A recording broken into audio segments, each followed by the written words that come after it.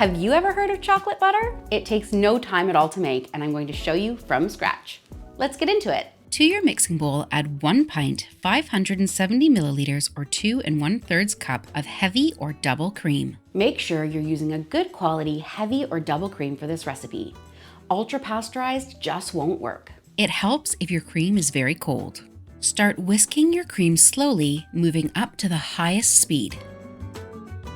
The cream will go through stages, starting at soft peaks, then into firm peaks, just like you'd want your whipped cream, and we're going to go even further and turn it straight into butter. The cream is starting to split and you're nearly there, but keep going. You'll know it's ready when the buttermilk and the butter separate from each other completely. Remove your butter from the bowl, trying to squeeze away as much of the buttermilk as you can. Add your butter to a bowl of cold water and then squeeze it repeatedly to wash out any remaining buttermilk. If you find your water is getting too cloudy, swap it out for a fresh bowl. My water's looking pretty clear, so I think I've got most of the buttermilk out of my butter. Make sure you don't throw away your buttermilk. There are so many uses for buttermilk, and I love using them in quick breads or muffins, but this batch is destined for buttermilk pancakes. Your buttermilk should keep in the fridge for a few days, or you can freeze it.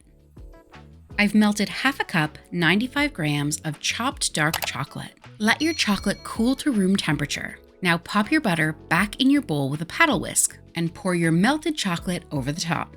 Start beating that together. You may need to help it out by scraping down the bowl.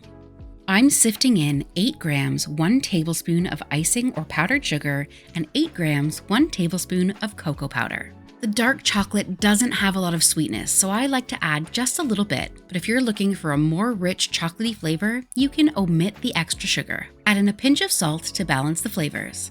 Now beat that together until all of the dry ingredients have been incorporated into your butter. This recipe makes roughly 1.5 to 2 cups of butter. I'm using these wooden butter molds, but this isn't necessary. However, if you do want to use butter molds, make sure to soak them in cold water before using them. This will help the butter to separate from the sides once it's refrigerated. Fill your mold, making sure that you've gotten rid of any air bubbles. This will now need to go in the fridge for the butter to set up completely, at least an hour. My butter molds came from a secondhand shop in France when I was last visiting, and I really love the beautiful flower imprints on the top of each one. They really bring a sense of occasion to your butter. But if you haven't got a mold, that's okay. I'm going to show you how to make a perfect log of chocolate butter. Spread your butter out on a piece of cling film. Then wrap the cling film over the butter and create a log shape by gently pressing over the butter with both of your hands. You'll want to roll the butter in the cling film and wrap the edges so that it stays airtight. Then adjust your shape and pop it in the fridge to set. You'll want to let it set in the refrigerator for at least 1 hour or until it's firm. Once your butter has chilled, you're ready to serve. I'm just going to pop mine out of my molds and onto a pretty little plate.